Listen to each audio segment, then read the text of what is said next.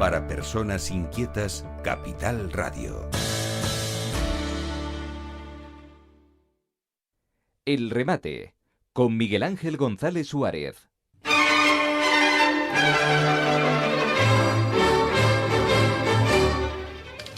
Bueno, ya saben que hoy no estoy en el estudio número 2 de la 10 Capital Radio, aunque estoy viendo ahí a Hugo Luengo, lo estoy viendo aquí, es que tenemos una cámara, y lo estoy viendo, ahí, ahí estoy viendo a Hugo. Hoy en día nadie se puede esconder, ¿eh? Nada, siempre hay un ojo mirando, siempre hay un ojo. Bueno, estoy en Madrid, aquí en la Gran Vía, en el Hotel Regente, que está frente al Grupo Prisa, a la cadena SER. Fíjate, la cadena SER nos separa la Gran Vía, cruzar la calle o a Primar, aquí este edificio que tú como arquitecto, ¿qué te parece el edificio de Primar, Hugo?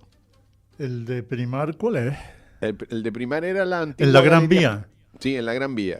Bueno, lo vi en obra, no lo he visto acabado, pero bueno... La Gran Vía tiene edificios todos ellos magníficos, ¿eh? Es toda una época, ¿eh? Sí, y toda una operación urbanística ejemplar. Bueno, pues hoy estoy aquí en la Gran Vía, en el Hotel Regente, que por cierto, con el tema de que los vehículos ya no pueden entrar en el centro, pues tampoco hay mucho tráfico en la Gran Vía, que es curioso. Bueno, y Hugo hoy es al revés. Hugo hoy está en Tenerife en el estudio número 2. Hoy cambiamos la... Sí, no sé mucho, estábamos de contrario. Yo en Madrid y tú aquí, pero y yo ahí. Bueno, la radio qué como maravilla, sabes, hace maravillas. Sí. Ay, qué maravilla. Sin duda. Bueno, el tema de hoy, Hugo.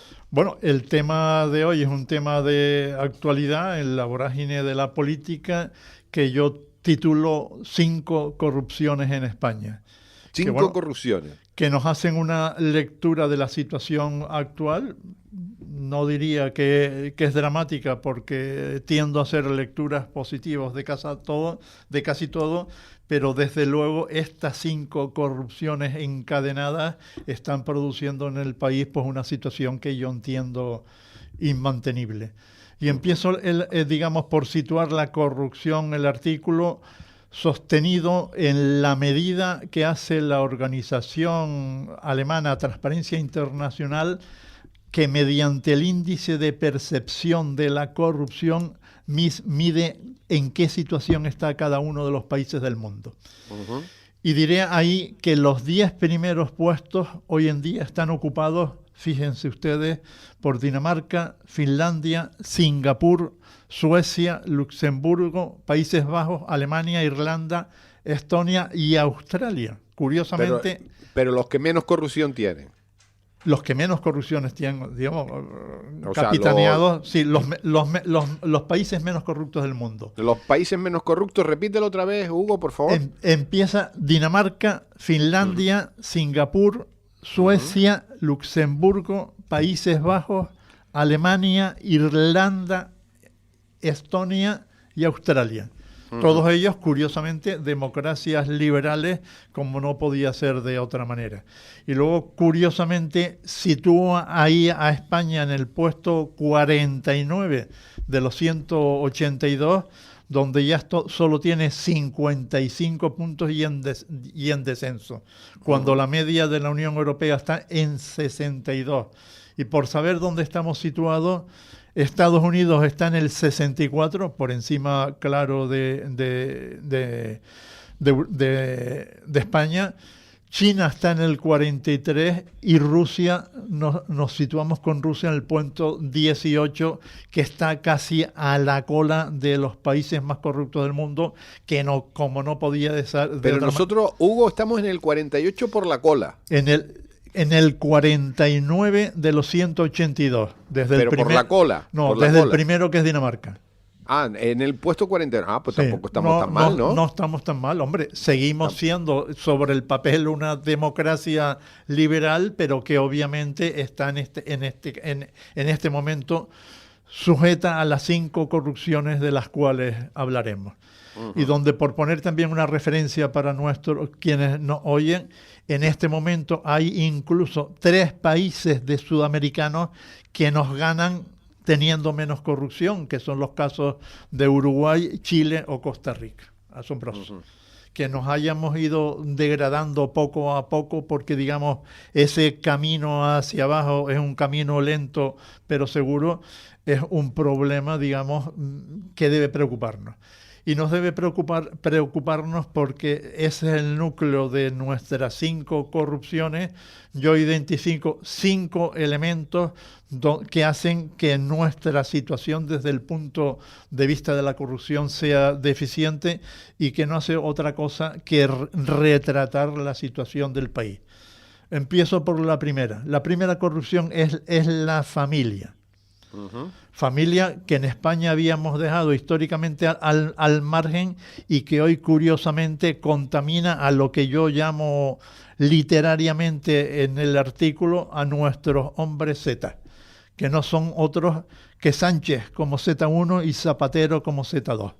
A Sánchez le he cambiado la S por la Z porque en este caso, digamos, nos encontramos con el nepotismo de Z1 de Sánchez, que en este momento no tienen en el juzgado los casos Hermanísimo y el caso Begoña, directamente ligados, digamos, a la familia, cuando la familia en España, desde la época de que se montó la Constitución, habíamos intentado dejarla fuera. Curiosamente, el progresismo que nos venden desde la izquierda ha llegado un momento donde nos exhiben en la impunidad, donde vemos la exposición de Zapatero, por ejemplo, el caso de su hija y con su empresa, la Wood Defoe SL, que ha estado cobrando comisiones sin soporte de servicio. O el dramático caso de la mujer de Zapatero, enredada, digamos, en la tasación de las joyas de su herencia, o simplemente liquidando 500.000 euros de una hipoteca de su vivienda con fondos desconocidos. Meter en esa contaminación a la familia por parte de nuestros hombres zetas, yo creo que dice poco y mal de aquellos que hoy nos gobiernan. Uh-huh. La segunda corrupción es la que planteo, que no debe de extrañarnos, es la de los partidos. Nuestros partidos políticos fueron extrañamente primados cuando se hizo la Constitución porque no había experiencia política y en la realidad las estructuras de los partidos se han convertido en tribus donde formalmente no están sujetos a rendirles cuentas a nadie. Los partidos, digamos, hacen sus listas de forma piramidal y el que se mueve en la lista en la foto de la lista no entra en la lista. Uh-huh. Vimos, por ejemplo, digamos, a Z1, a Sánchez, por ejemplo, en el cambio de urnas de las primarias o en el caso de su campaña del Pelló Negro, donde al final estuvo financiado con los fondos negros de la prostitución del pobre Sabiniano, su suegro.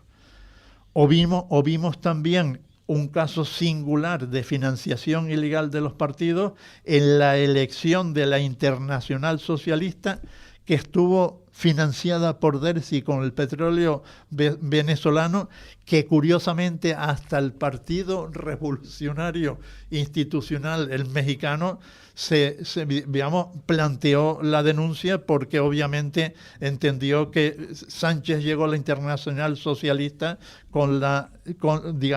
financiada irregularmente, ilegalmente con el petróleo venezolano. Y donde nos encontramos en un partido donde Zapatero hace el papel de embajador del grupo de Puebla, donde curiosamente defiende el bolivarismo podemita en Europa. Eso obviamente es absolutamente irregular, y irregular además porque están abiertas en el partido las sombras de la financiación ilegal. En el caso del PSOE, donde hemos visto abiertas todos los problemas de las cuentas B, obviamente las cuentas B no son auditables, siempre se defiende, oiga, las cuentas hay que auditarlas, cuando la auditas solo puedes moverte con las cuentas A, pero no con las cuentas B que forman parte de las financiaciones ilegales, irregulares que no están admitidas. Y donde, digamos, vemos el lío de esas gastos inconfesables ligados a los dos últimos secretarios de organización, Ábalos y Cerdán, que digamos que técnicamente, obviamente, no han podido más que actuar al nombre del One Z1. Uh-huh. El tercer caso que yo creo que ese es otro drama y que lo vemos ligado a muchos de los casos de corrupción es la tercera corrupción. Hemos corrompido un tema tan esencial como es la empresa, que precisamente es el núcleo de la democracia liberal. Y vemos ligado, digamos, a esos casos, los casos transporte, el caso mascarilla, el caso Plus Ultra, el caso hidrocarburos. En todas ellas el bien común se sacrifica al bien del partido. Y es obviamente un drama en la Unión Europea que liberaliza el mercado único, donde teóricamente, digamos, la capacidad de competir, que es la esencia de la empresa, se pervierte, se rompe el mercado y realmente, digamos, a la meta en las adjudicaciones públicas realmente llegan los que pagan la financiación ilegal de los partidos. Y me asombro porque nos encontramos en España en la práctica con un mercado segmentado en 17 mercados, cada uno con sus reglas. Cada autonomía ha acabado fijando sus reglas y ahí no entra nada. Se rompe la competencia y hacia abajo hay más normas y burocracia que curiosamente la Unión Europea no quiere ver y mira hacia otro lado. Hemos asistido en la Unión Europea a los últimos informes, el Draghi y el Leti, que aquí en esta radio ya lo hemos comentado en algún momento, y hemos sustituido los informes Draghi y Leti por un capitalismo de amiguetes donde al final progresan pues los que son capaces, digamos, de ganar la partida, no compitiendo, digamos, sino digamos, con la corrupción. Esa es la tercera de las grandes corrupciones, que es un auténtico drama. Pero no acaba aquí las corrupciones. El siguiente salto que hemos dado en la corrupción es que hemos corrompido la nación. La nación ha acabado, cosa inaudita en la historia española, que ha acabado gobernada por la alianza de todos los antiespañoles, empezando por el PSOE, siguiendo, digamos, con Junts, PNV, RC, Bildu, Común, Sumar, Podemos, Izquierda Unida, más Madrid, el BNG. Todos, digamos, los partidos antiespañoles se han sumado para ir contra la nación, que es una de las claves para el sostenimiento de las democracias liberales que hablábamos al principio. Y obviamente lo que todas los antiespañoles tienen en común es el carácter plurinacional, defendiendo, cosa inaudito, un Estado confederal imposible como nos explicaba el catedrático Sosa Wagner en un libro de todos conocidos. Sosa Wagner, por cierto, que estuvo como representante de Ciudadanos en el Parlamento Europeo y que en un momento determinado pues no tuvo otro remedio que mandarse a mudar. Y esta relación, digamos, confederal esconde un tema que tampoco hemos analizado en sus justos términos, que es una relación parasitaria con la nación única, o sea, con España, que la degrada financiera y competencialmente. Curiosamente, con pensiones deficitarias que pagamos todos y que la gente no entiende. En este momento, las pensiones vascas son deficitarias, que pagamos todos los españoles, en unos 4.000 millones de euros año, y las catalanas en unos 8.000 millones de euros año que pagamos todos los españoles. Y lo que está pretendiendo, en este caso, digamos, los vascos, no es que les cedamos los costes que seguiremos pagando, cuanto que realmente lo único lo único que piden es llevar la gestión para vender el marketing de que ellos están pagando las pensiones de sus ciudadanos vascos, cuando realmente el déficit de los 4.000 millones de euros año lo estamos pagando todos los españoles. Tremendo, tremendo. Bueno, lo cual es imposible. En el caso de que pudiésemos llevar a un extremo, obviamente los pensionistas de toda España, entre ellos los vascos y los catalanes, jamás se tirarán por la cuerda de dejar, digamos, en el aire sus pensiones, que seguiremos pagando todos los españoles como ahora. Y bueno, este vaciado de la nación lo hemos visto en el caso del fiscal general, lo hemos visto con los indultos, con la misma modificación del Código Penal o de la ley de amnistía. Y caso aún más alucinante, con el blanqueo que de la ETA han hecho los hombres Z, Z1 y Z2, Sánchez y Zapatero, cuando ya ETA estaba desarticulada, vinieron al rescate, digamos, asumiendo el muro, el Estado confederal y por cierto, hasta la anticonstitucional ley de memoria democrática que ETA reescribió y trasladó su legalidad hasta el año 83 para colocar, digamos, a Felipe González en una situación imposible. Y luego, al final, si ya éramos pocos, elevamos las corrupciones encadenadas a la quinta, que es aquella donde hemos llegado a un momento donde la verdad, la razón y el lenguaje acaban desplomadas, que es el caso último, que es el caso de las cloacas. Que, por cierto, el caso de las cloacas y el caso de la financiación ilegal de los partidos que vimos en la segunda corrupción abren con la nueva legislación la imputación penal de los partidos como personas jurídicas. Este asunto tiene una relevancia fundamental, sentar en el banquillo a los partidos. Hay dos casos que nos llevan ahí, el caso cloacas y la financiación ilegal de los partidos, que es de todos conocido, pero que como hemos hecho incluso una ley de financiación de los partidos que no es real, pues los partidos han tenido que recurrir pues a todo tipo de suerte de financiaciones complementarias, incluso las ilegales, para sostener estructuras que de otra forma serían absolutamente inmantenibles. Y aquí, digamos, el caso cloacas, por cierto, arrancó en los famosos 5 días de reflexión de Z1 Sánchez, donde hay un elemento que no hemos tenido en cuenta, que cuando se habló en su momento de los días de reflexión, uno de los factores que estaba en clave y que nos hemos olvidado con las prisas que lleva la política es que se utilizó en principio por parte de Sánchez para acabar con la disidencia interna del propio partido. A partir de ese momento, en su partido, nadie se ha atrevido a decirle ni mu al guan.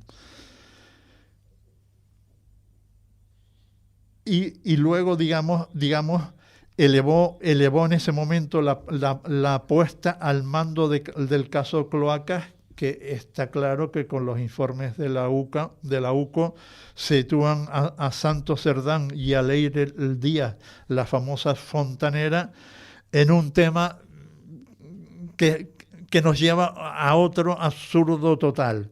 Acaba, digamos, posicionado el propio Estado yendo contra sí mismo, lo nunca visto. ¿Cómo es posible que el Estado se ataque a sí mismo desde arriba para ir contra los jueces, contra los periodistas, contra los cuerpos de seguridad del Estado, sostener ocupaciones pasadas de rosca con empresas? Pongo simplemente los casos, por ejemplo, de Prisa y sus medios, o de la misma Telefónica, o la invasión sistemática de un montón de empresas, como es el caso de Indra, donde claramente se rompe la separación de los poderes. Y bueno, todas estas situaciones yo creo que deben de preocuparnos en este momento donde realmente estamos en una situación inmantenible, donde no vamos ni para adelante, ni para atrás, ni para ningún lado, con una circunstancia complicadísima, porque es que cualquier acción que no resolvamos en positivo, el tiempo viene funcionando tremendamente contra, digamos, la situación española, que cada día es más preocupante y que estamos empezando a ver, por ejemplo, con ratios como son los de la inversión extranjera en España, donde en este marasmo, digamos, de imposibilidad jurídica, en este marasmo de corrupciones encadenadas, pues precisamente invertir el dinero, que es muy cauteloso, pues no facilita precisamente las inversiones en España, que por otro lado, en este momento el grueso de la inversión extranjera en España, como no podía ser de otra forma, está dirigiéndose, creo que es en las 3/4 partes o en los 2/3 a Madrid, porque es precisamente el único ámbito político e económico que ofrece fiabilidad a los grandes inversores institucionales. Pero Hugo, ¿y dónde está? Esta es la pregunta que me hago siempre. ¿Dónde está la sociedad civil? Pues la sociedad civil, me temo mucho que sigue, digamos, encadenada en cada uno de los 17 mercados en que hemos seccionado la realidad española. Esa es la realidad.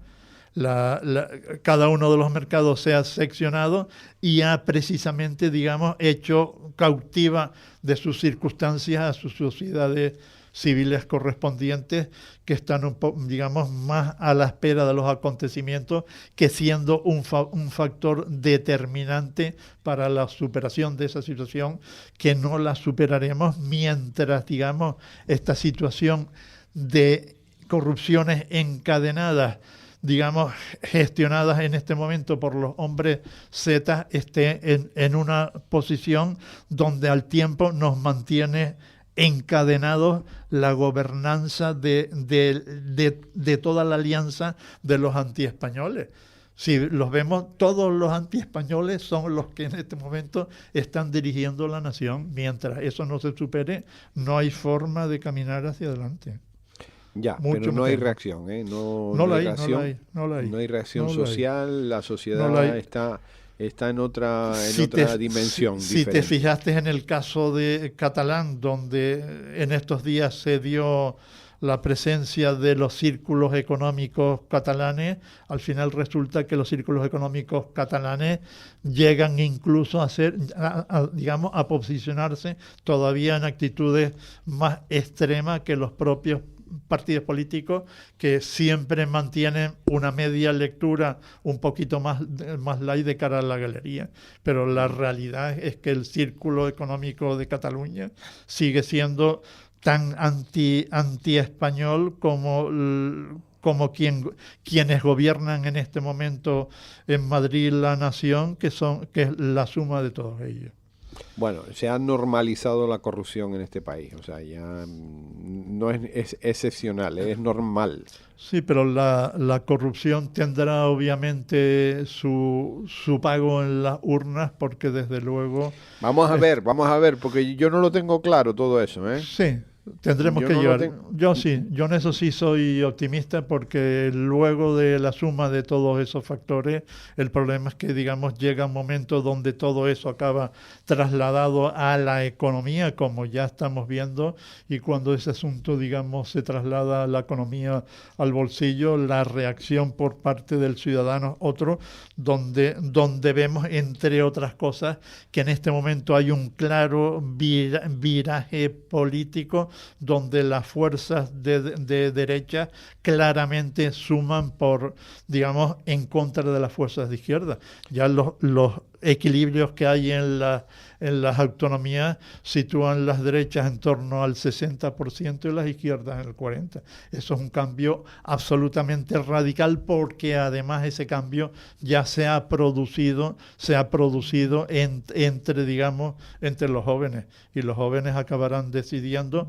en una situación inmantenible donde la suma de esas corrupciones encadenadas, que entre otras cosas han afectado a la empresa, se han trasladado directamente, por ejemplo, al problema de la política de la vivienda, que sigue encadenado en el absurdo de las dificultades para aligerar las burocracias, que por muchos caminos que damos seguimos con la burocracia en el mismo sitio, claro. Bueno, Hugo, se nos acabó el tiempo. Gracias por este comentario interesante. La semana que viene más. Bueno, sí, pero la semana que viene hablaremos de otro tema totalmente distinto, porque llega un momento que hablar tanto de política nos nubla la mente. Venga, un abrazo muy fuerte. Lo que sí debemos tener claro es que hay que defender las democracias liberales. Un abrazo, gracias por tu ayuda. Pues hasta la próxima. Y bueno, la semana que viene a ver si coincidimos en el mismo espacio. Sí, la semana que viene estaremos en el estudio los dos. Un abrazo muy fuerte. Pues hasta pronto. El remate con Miguel Ángel González Suárez.